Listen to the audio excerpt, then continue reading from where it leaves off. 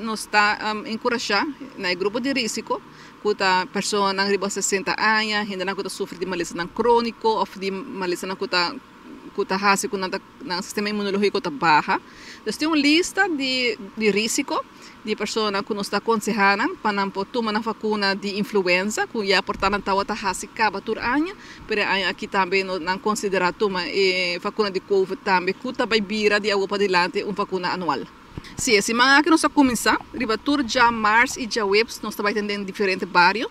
Esse manhã que nós vamos começar na Franz Figueroa.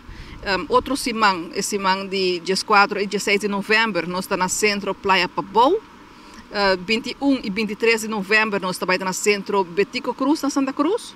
28 e 30 de novembro, na Parkeerplaats de Arubus, na São Nicolás. E 5 de dezembro, na centro Lago Height, na São Nicolás. Também, no Departamento de Saúde Pública, sua secção de malestar infeccioso, está abrindo de jaluna para viernes, de 8 horas até 18 horas, e 1 hora para 4 horas, que também por passar em um walk-in.